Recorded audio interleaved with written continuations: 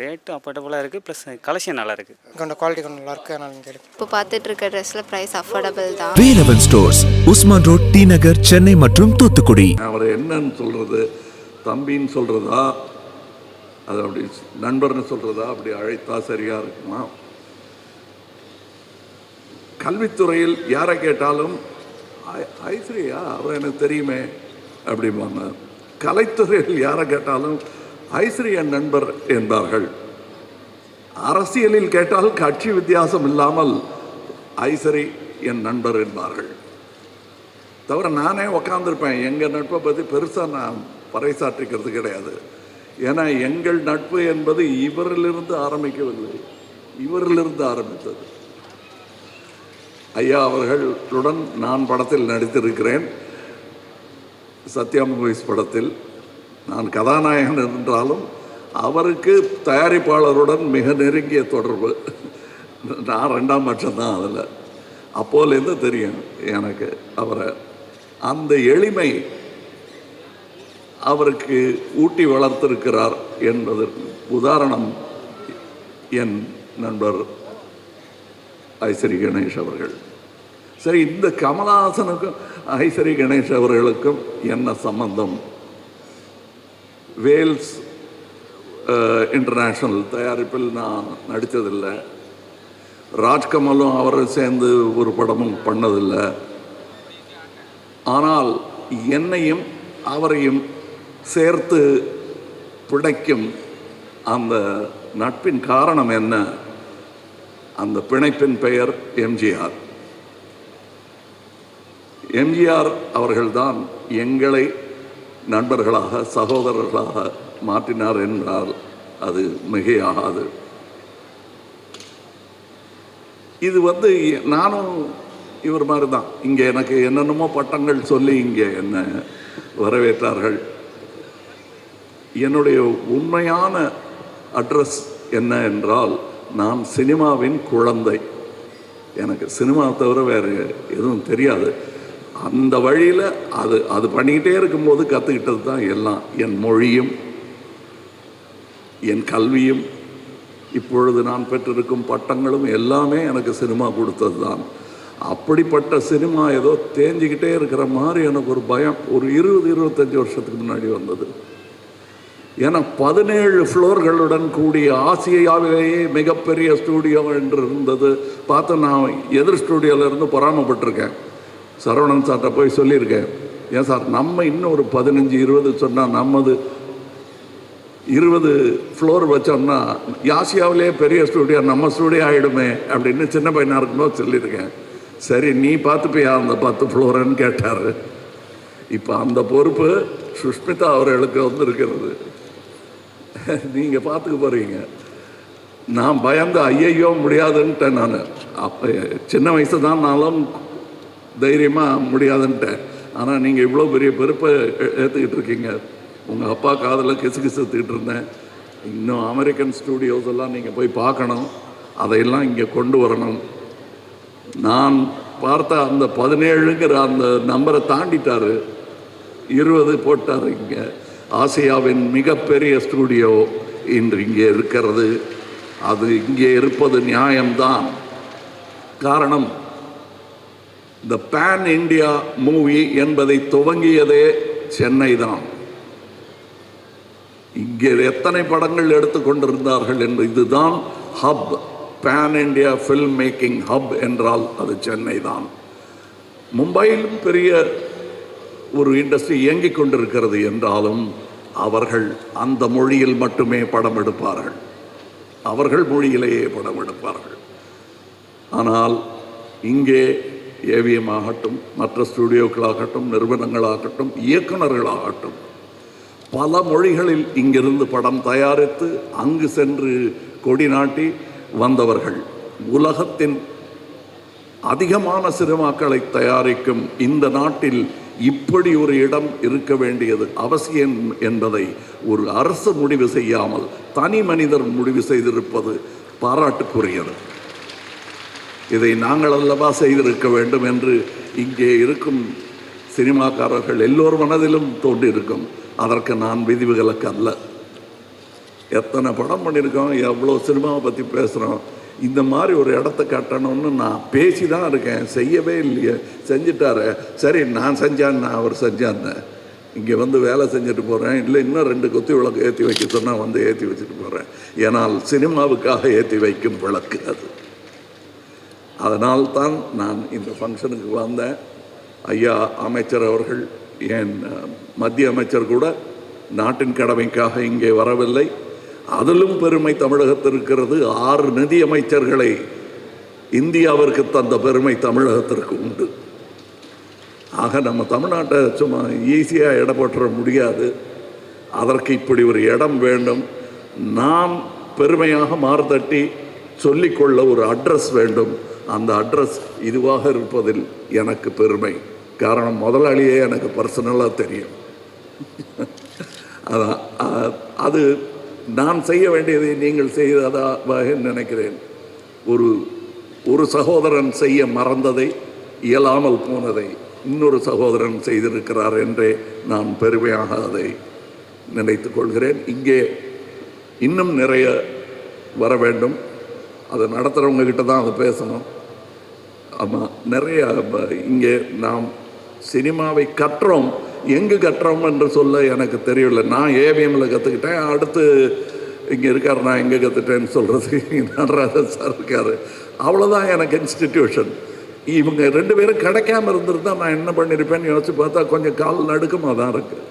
ஆனால் அந்த நடுக்கங்கள் வரும் தலைமுறைக்கு இல்லாமல் இருக்க நீங்கள் இங்கே சினிமா பயிலும் ஒரு அரங்கத்தையும் ஏற்படுத்த வேண்டும். காரணம், நாம் அதற்கான ஏற்பாடுகளை செய்ய மறந்து விட்டதாகவே நினைக்கிறேன். நான் சொல்கிறது கவர்மெண்ட்டை சொல்லலை, இண்டஸ்ட்ரி அதை செய்ய வேண்டும். இதெல்லாம் எனக்கு இப்போ தான் தெரிஞ்சதானா இல்லை, முன்னாடியே தெரியும். வசதி இல்லை, வசதி உள்ளவங்க அத்தனை பேர் தெரியாது எனக்கு. ரொம்ப பேர் இப்போ நிறைய பேர் தெரிய ஆரம்பிச்சிருக்கு. இவர்களெல்லாம் தமிழ் சினிமாவுக்காகவும் தமிழ்நாட்டிற்காகவும் நல்லது செய்ய வேண்டும் என்று நம்பிக்கொண்டிருப்பவர்களில் நானும் ஒருவன். அதனால் தான் இங்கே வந்திருக்கிறேன். நானும் குளிர்கால செஷனில் விட்டுட்டு தான் இங்கே வந்திருக்கேன். நான் மறுபடி போகணும். இந்த ஸ்டுடியோவுக்கு மறுபடி வருவேன் வேலை நிமித்தமாக என்று நம்புகிறேன். இன்னும் சிறப்பாக இந்த மரங்கள் கன்றுகளாக இருக்கும். இந்த மரங்களெல்லாம் உயர்ந்த மரங்களாக வளர்ந்து பார்க்க வேண்டும் என்பது என் ஆசை. வணக்கம், வாழ்த்துக்கள், ஜெயஹிந்த். விதைகளாக மாறின. இவரின் சிந்தனைகள் எல்லாம் உரமாக தூவின. இவரின் நம்பிக்கைகள் எல்லாம் நடவு செய்தன. இவரின் விடாமுயற்சிகள் எல்லாம் நீர் வார்த்தன. விளைந்தது அத்தனையும் வெற்றிகளால். தடைக்கற்கள் அத்தனையும் உடைத்து கட்டிய இந்த கட்டுமானம் உழைப்பினால் ஈட்டியது வெற்றி என்ற வெகுமானம். தலைமையுரையாற்ற தலைவணங்கி அழைக்கின்றோம் வேல்ஸ் பல்கலைக்கழக நிறுவனர் வேந்தர் டாக்டர் ஐசரி கே கணேஷ் அவர்களை. வாருங்கள், தலைமையுரை தாருங்கள்.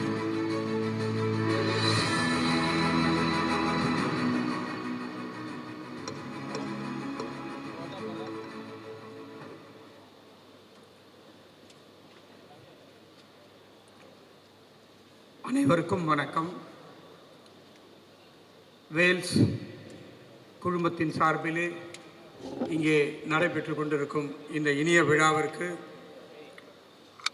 சிறப்பு விருந்தினராக வருகை தர இருந்த மத்திய நிதி அமைச்சர் திருமதி நிர்மலா சீதாராமன் அவர்கள் மற்றும் மத்திய இணையமைச்சர் திரு டாக்டர் எல் முருகன் அவர்களும் இந்த சிறப்பு விழாவிற்கு வருகை தர இருந்த நிலையில் நாடாளுமன்ற குளிர்கால கூட்டத்தொடர் தொடர்பான முக்கிய ஆலோசனை பிரதமர் திரு நரேந்திர மோடி அவர்களுடன் திடீரென ஏற்பாடு செய்யப்பட்ட காரணத்தினால் இருவராலும் வர இயலவில்லை.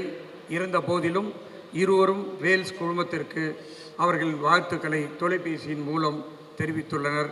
அவர்களுக்கு எனது நெஞ்சான்ற நன்றிகள். இந்த விழாவிற்கு சிறப்பு விருந்தினராக வருகை தந்து இந்த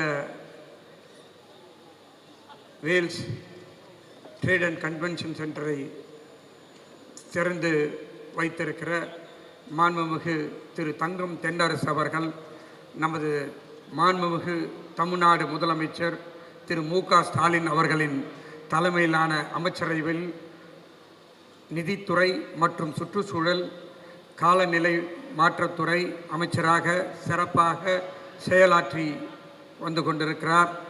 அவரை இவ்விழாவில் பங்கேற்க பரிந்துரைத்து அனுப்பியுள்ள தமிழக முதல்வர் மாண்புமிகு மு.க. ஸ்டாலின் அவர்களுக்கு இந்த நேரத்தில் என் மனமார்ந்த நன்றி கலந்த வணக்கத்தை தெரிவித்துக் கொள்கிறேன்.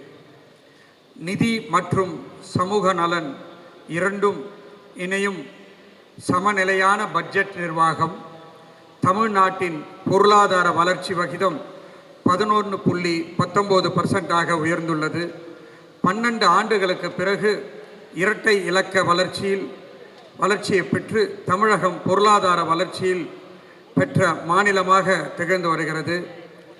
அந்நிய முதலீடுகளை ஈர்ப்பது, நிதி மேலாண்மை, புதிய தொழிற்சாலைகளை உருவாக்குவதல் போன்ற திட்டங்களால் நிதி வளர்ச்சி தொடர்ந்து முன்னேற்றம் காண்கிறது. சுகாதாரம், கல்வி, உட்கட்டமைப்பு துறைகளுக்கு அதிக நிதி ஒதுக்கீடு, ease of doing business guidance of Tamil Nadu மூலம் முதலீட்டு சூழல் மேம்பாடு, சிப்காட், டைடல், எல்காட் கைடன்ஸ் டிஎன் போன்ற அமைப்புகள் ஒருங்கிணைந்த தொழில்துறை வளர்ச்சிக்கு அடித்தளம். எஃப்டிஐ வரவேற்பில் தொடர்ந்து முன்னணியில் உள்ள 3 மாநிலங்களில் தமிழகமும் ஒன்று. இது போன்ற பல சாதனைகளை செய்துள்ள மாண்புமிகு திரு தங்கம் தென்னரசு அவர்களுடைய திருக்கரங்களால் இங்கே திறக்கப்பட்டுள்ளது பெரும் மகிழ்ச்சி அடைகிறேன். அண்ணன் அவர்களுக்கு என்னுடைய மனமார்ந்த நன்றியை தெரிவித்துக் கொள்கிறேன். பத்மபூஷன், உலக நாயகன் டாக்டர் கமலஹாசன் அவர்கள், மாண்புமிகு மாநிலங்கள் அவை உறுப்பினர், திரைத்துறையில் எனது தந்தை மறைந்த நடிகர் திரு ஐஸ்வரிவேலன் அவர்களுடன் தொடக்க கால பயணம் அமைந்தது. இங்கே வந்த ஒரு ஏவியில் கூட கமலஹாசன் சாரோ என்னுடைய மறைந்த தந்தை நடித்த ஒரு காட்சியை பார்த்திருப்பீர்கள். 5 வயதிலிருந்து குழந்தை நட்சத்திரமாக வந்து 70 வயதிலும் திரைவானில் உலக நாயகனாக மின்னும் நட்சத்திரமாக விளங்குகிறவர். இந்தியாவின் பல மொழிகளில் 230க்கும் மேற்பட்ட படங்கள் நடித்தவர். இன்று அவர் நடிப்பை கைவிடாமல் இறுக பிடித்து கொண்டு வரும் பல புதுமைகளை வித்திட்ட நாயகன். அதனால்தான் அவரை உலக நாயகனாக திரையுலகம் கொண்டாடப்படுகிறது. நடிகர், கதையாசிரியர், இயக்குனர், தயாரிப்பாளர், பாடகர், பாடலாசிரியர் மற்றும் நடன அமைப்பாளர் என அனைத்திலும் தனது திறமையை வெளிப்படுத்தி வருகின்றார்.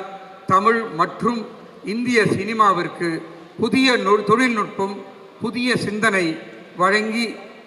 வழங்கிய முன்னோடி ஆவார். பத்மஸ்ரீ, பத்மபூஷன், பல தேசிய விருதுகளை பெற்றவர்.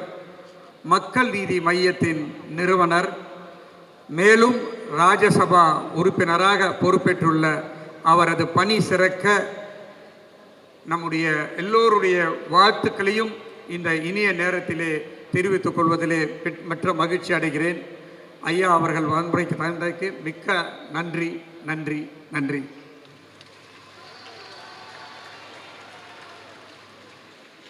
என்னுடைய அருமை அண்ணன் எம்ஜிஆர் பல்கலைக்கழகத்துடைய வேந்தர் டாக்டர் ஏசி சண்முகம் அவர்கள் இன்றைய தினம் விருந்தினராக வருகை தந்திருக்கிறார். எனக்கு கல்வி சேவையிலே எவ்வாறெல்லாம் செய்ய வேண்டும் என்று எனக்கு ஒரு முன்னோடியாகவும் எனக்கு ஒரு குருவாகவும் இன்றைய தினம் அவர் திகழ்ந்து கொண்டிருக்கிறார். எனக்கு எந்த ஒரு பிரச்சனையானாலும் என்ன செய்வது என்று தெரியாமல் இருக்கின்ற நேரத்திலே அவரை அணுகுவேன். உடனே அவருடைய எனக்கு நல்ல பல ஐடியாவெல்லாம் கொடுத்து நான் இந்த நிலைமைக்கு வருவதற்கு ஒரு முக்கிய காரணமாக இருக்கின்றவர் எனது அருமை அண்ணன் ஏசி சண்முகம் அவர்கள். இந்த நேரத்திலே அவரை வரவேற்பதிலே எனக்கு மற்றற்ற மகிழ்ச்சி. அண்ணன் அவர்களுக்கு வணக்கம். என்னுடைய மகள் பிரீதா கணேஷ் என்னுடைய கல்லூரிகள் எல்லாம் பார்த்து கொண்டிருக்கிறார். என்னுடைய அடுத்த மகள் குஷ்மிதா கணேஷ் கலைத்துறையையும் தீம் பார்க், ட்ரேட் சென்டர், மற்ற அனைத்து கம்பெனிகளையும், மியூசிக் கம்பெனி எல்லாத்தையும் குஷ்மிதா கணேஷ் பார்த்து கொண்டிருக்கிறார். அவள் முதல் முறையாக இந்த மேடையிலே தான் வரவேற்புரை ஆற்றி அமர்ந்திருக்கிறார். அவர்களுக்கும் என்னுடைய வாழ்த்துக்களை இந்த நேரத்திலே தெரிவித்துக் கொள்கிறேன். என்னுடைய அழைப்பை ஏற்று வருகை தந்த அனைத்து என்னுடைய நண்பர்கள், உறவினர்கள், உயர் அதிகாரிகள், பிரஸ் அண்ட் மீடியா பீப்பிள், கலைத்துறை சார்ந்த நண்பர்கள் அனைவருக்கும் என்னுடைய மனமார்ந்த நன்றியை இந்த நேரத்திலே நான் தெரிவித்துக் கொள்கிறேன். நன்றி, நன்றி, நன்றி. படப்பிடிப்பு பூஜை தொடங்கி படத்தின் வெற்றி விழா வரை ஒரு சினிமாவின் அத்தனை நிகழ்வுகளையும் கொண்டாடும் கோடம்பாக்கத்தில் பிரதிபலிப்பமாக இந்த வேல்ஸ் ஃபிலிம் சிட்டி அமையும். தமிழ் திரை உலகின் புதிய கோலிவுட்டாக வேல்ஸ் உங்கள் வாழ்த்துக்களோடு வளர்ந்து வரும். திரைத்துறைக்கு உண்மையாக இது ஒரு வரப்பிரசாதமாக அமையும் என நான் நம்புகிறேன். இந்தியாவின் பாலிசி அண்ட் ஸ்கேல், தமிழகத்தின் எக்ஸிகியூஷன் அண்ட் எஃபிஷியன்சி ஆகியவை இணைந்து வலுவான பொருளாதார எதிர்காலம் உருவாக செயல்படுவோம். Vels trade and centre convention centre தேசிய மற்றும் மாநில வளர்ச்சியை இணைக்கும் ஒரு முக்கிய பாலமாக அமையும் என்பதை மகிழ்வோடு தெரிவித்துக்கொண்டு, இந்த ட்ரேட் அண்ட் கன்வென்ஷன் சென்டர் உள்ள பகுதி சிப்காட், சிட்கோ, பல என்எம்சி தொழிற்சாலைகளை அதிக எண்ணிக்கையில் கொண்டுள்ளது. அவற்றின் வளர்ச்சிக்கும் செயல்பாட்டிற்கும் இது துணை நிற்கும். Vels group colleges, medical, dental, nursing colleges, Vels film music, Vels production studio மற்றும் வேல்ஸ் ஜாலிவுட் பெங்களூர், இன்றைய தினம் Vels trade and convention centre. இந்த விழாவில் கலந்து கொண்ட அனைவருக்கும், அனைத்து விருந்தினர்களுக்கும், மீண்டும் மீண்டும் பத்திரிகை நண்பர்களுக்கும் அனைவருக்கும் என்னுடைய மனமார்ந்த நன்றியை தெரிவித்து விடைபெறுகிறேன். நன்றி, வணக்கம்.